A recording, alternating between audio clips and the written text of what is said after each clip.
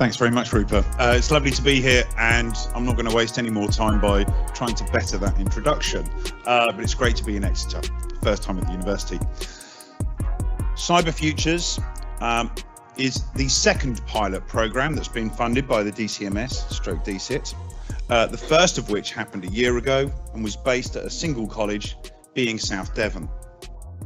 The intention of that original programme was to take students on a journey over the course of a year. These were students in their first year of BTEC studies at college, and to attempt to convert computing students into young people that dreamed of a cybersecurity career. The results of that first pilot were, we couldn't believe how well we'd done. So over 50% of them considered cybersecurity to be the career they wanted, and all of them considered cybersecurity to be absolutely critical for any career that they'd want in computing. This pilot this year presented us with a different challenge, with I think 11 working days from confirmation of funding through to first delivery, and including a Christmas holiday. We attempted and eventually succeeded in delivering a pilot that would demonstrate that we could deliver this across multiple campuses in the Southwest, working with multiple partners that would be engaging with students and training them and providing them with some skills. I've got a lot of information in this slide, and I'm going to skip through a fair few of these slides, given the time. Okay, so I'm going to cherry pick what we're going to talk about. This was based at Exeter College, South Devon College, which was the site of the original pilot, and UTC Plymouth, which was a slightly different environment where we actually engaged with kids from the age of 14 all the way through to 18. And the partners that responded to our call for action those 8 working days before Christmas were Blue Screen IT, Optimizing IT, Think IT, and C3IA. Who each committed to supporting a single cohort. We're going to very quickly look at the official objectives and outcomes that we put in our proposal to DCIT. We're going to run through the impact, but critically look at what are the lessons that we've learned and how could we apply these to perhaps a slightly more strategic way of building the skills pipeline that we need in this region and beyond. So the first official objective was to provide students with some foundational skills. The second was to make them aware of what cybersecurity careers look like. Okay? Teachers don't know. Your careers advisor has no idea. And very often those representatives from universities that are coming to recruit students are not from the cybersecurity faculty. So students have very, very little understanding of what the opportunities are. And lastly, the only way that we could get in the door at very short notice was to promise that we would also develop those employability skills, those softer skills that students need, which is the only way that colleges can justify providing extracurricular time for us to deliver this. Amazingly, back in September when we wrote the bid, we promised 39 workshops could be delivered in a term. And with very short notice, we were able to deliver 34, all from industry. What I really want to stress at this point is these are the official objectives that were in the bid, but actually, what do we need to identify if we are going to turn this into a sustainable model? And there are 2 critical questions that we really need to answer. Is there the capacity and the will from within education to make this happen? Do they want it? And the second, even more important question from those of you in industry, I'll try and look each of you in the eye. Is there the capacity and will from industry to make that difference with young people? Remember what you were like when you were 16, and who gave you that guidance that helped you into a cybersecurity career?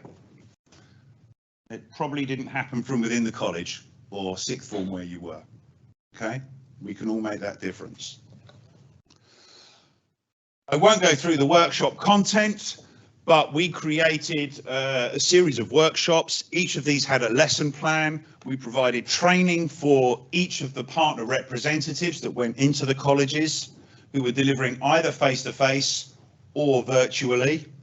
So it was about a 60-40 split. The majority of it was virtual. The way that we primed these students, these unsuspecting students, that had no idea what they were walking into the first week of January, because no one had had time to tell them, when they sat down for that first hour and a quarter, hour and a half workshop, was that they were critically important in the success of this pilot. So we asked each of our partners, and a couple of occasions we did this ourselves, to explain how we were seeking to identify whether this program would be successful. And the feedback loop for us was incredibly important. You know, teenagers, by the way, hate giving feedback. They hate filling in a form, right? And the only way you'll ever get them to do that is to explain why, and explain why it might make their hour and a half next week a bit better, okay? So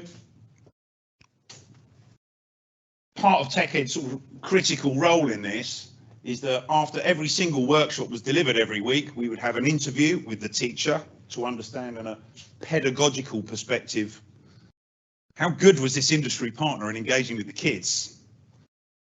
And to get critical feedback from the kids themselves, we would then write this up and send this back ASAP to the partner. So some of Rupert's colleagues, right? They would read this, and this would inform how they could improve the delivery of the subsequent workshop. And we found that this very agile way of using feedback to improve the quality provides us with a very, very consistent increase in delivery. For us, the golden rule is 8 out of 10. For any of you who've engaged with marketeers, the Net Promoter Score, we're aiming for 8. Right, so we got it to an average of over 8 out of 10. There was 1 or 2 partners who started a little bit below 8, but we got them all there or above. 1 or 2 partners was consistently 8 or above. So what I'm going to do now is talk a little bit about the qualitative feedback that we got from the students, the teachers and the partners. Each of these are critical stakeholders in making a program like this happen. So I've got a lot of clips here, and hopefully we'll go through them. Okay, so this will amaze you. This will amaze you, because we all know cybersecurity is the best career in the world. Not every student, no matter how many partners you put in front of them, how good those partners are, how much money you tell them they can earn, is absolutely convinced that cybersecurity is for them. So a really sort of common piece of feedback was, how does cybersecurity help them in a more general IT career? Right? This is what they would like if we had more time to devise the content. Everyone wanted more face-to-face engagement. One college was very, very lucky, Exeter College, because the chosen industry partner lives about half a mile away from the campus, and apparently there's a coffee shop on the way to the college. So that college got a lot of face-to-face, but actually this is pretty much the most common piece of feedback from students.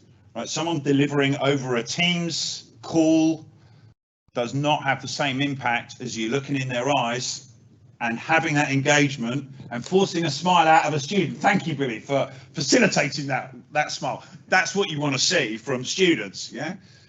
Young people engaging with you and feeling like they're creating a bond. Okay, it's much harder to do over Teams, which we as adults are still experiencing. Amazingly, and I hesitate to talk about this standing in a university campus, and I've seen this a lot in mature programs where we're running that, particularly in Cyber College Cymru in Wales. These students that are being trained by people in industry, right, are far, far more hungry to get straight into the world of work. They feel ready. Okay? They can do this through any number of means. degree apprenticeships are increasingly popular.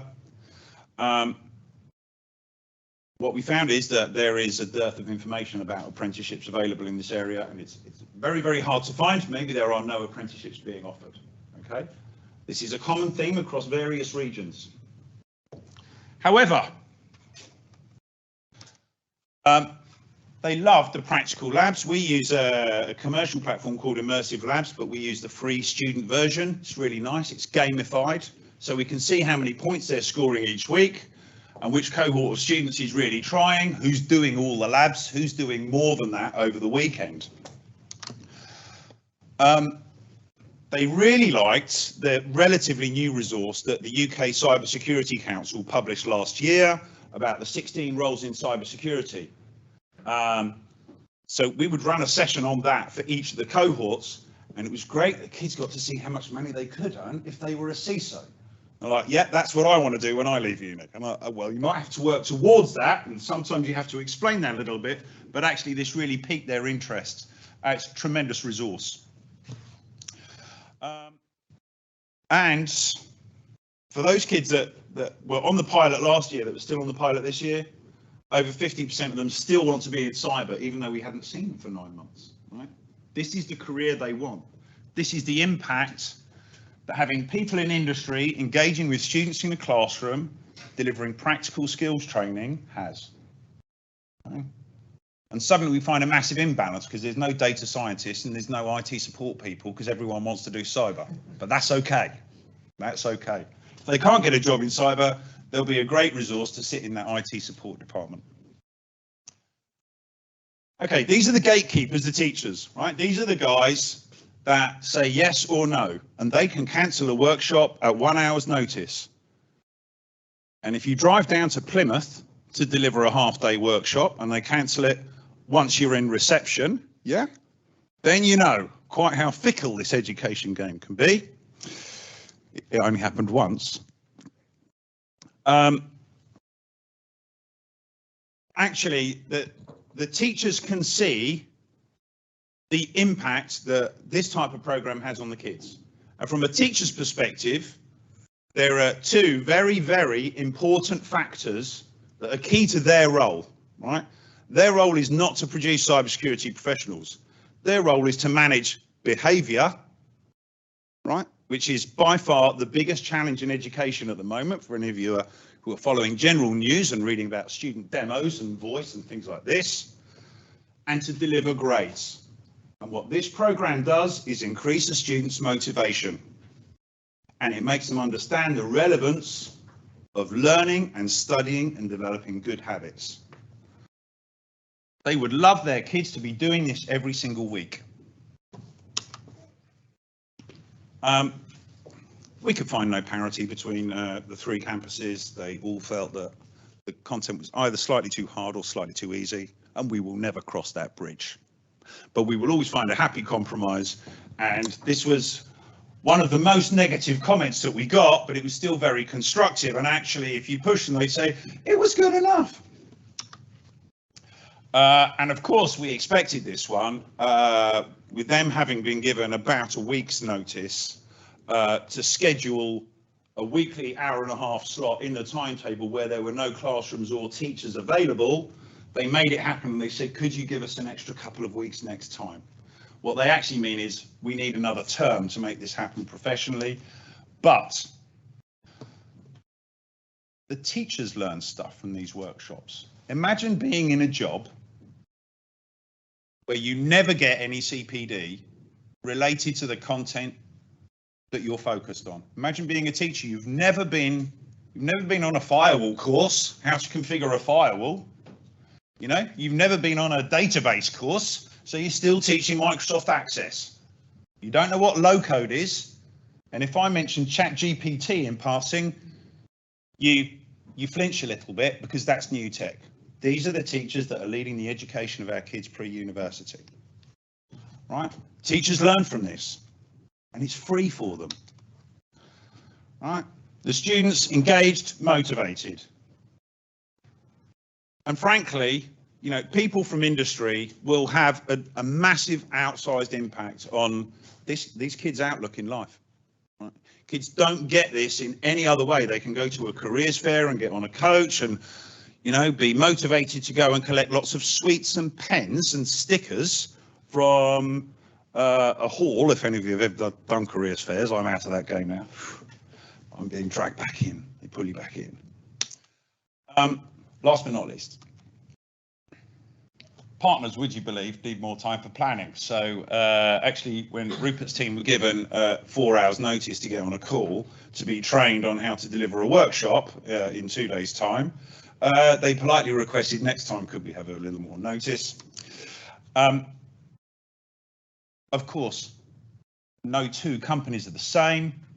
There were a lot of requests. Could we tweak that? Could we introduce a new topic? In a short-term pilot like this, that's very, very easy. If we were to expand this across 5, 6, 7 colleges, it could get very messy very quickly. And yes, it is a big commitment. It's an hour and a half a week. That's delivery time. If you're traveling as well, and if you hopefully want to prepare a little bit, you are actually committing a fair amount of time. But from a company perspective, how many resource hours do you think you could commit to make this happen and make a difference in a class of 20 kids' lives? I mean, they enjoyed it, they loved it, because if you put an adult back in a room with 20 young versions of yourselves and all these students appreciate you, this is an incredibly rewarding thing. No one ever did this for us when we were kids. It is hard. It is hard. It's not easy making teenagers smile at you or even to make you feel welcome, but actually you just got to keep trying and you will get there. We provide a little bit of training on that to make it slightly easier for you to build rapport with those students.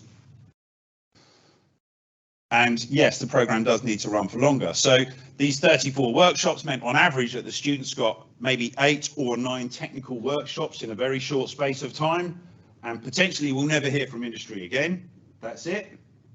It's a short, sharp induction into the world of cybersecurity, and then it's back to that one obligatory meeting with a careers advisor. I think I'm going to, if I may, just steal 30 seconds to perhaps compare what we've done in a very short period of time over a single term to what a maturity plan might look like. If these students were to have started in September and to have been on a program like this through the whole year as the first cohort of students, they wouldn't know what it's like, and neither would the teachers. But by the time you get to the second cohort of students, you have a whole faculty full of teacher advocates that love this. This is the highlight of their week. They are proactively recruiting kids from schools onto this program. And we're seeing that happen in Wales, where a very similar program is running. So recommendations, how we might view a program within the cybersecurity landscape. So number one is cyber resilience. Right? Every child that completes one of these programs makes our economy, our society more resilient. They understand the importance of cybersecurity. Games are going to be developed, they'll be secure by design. I keep mentioning games because there's a lot of games developers in these teenage cohorts. Okay. There is demand from education. They're not going out and asking for it because they don't know these programs exist, but as soon as you show it to them, they want more and more. This should be viewed as an opportunity for vertical integration.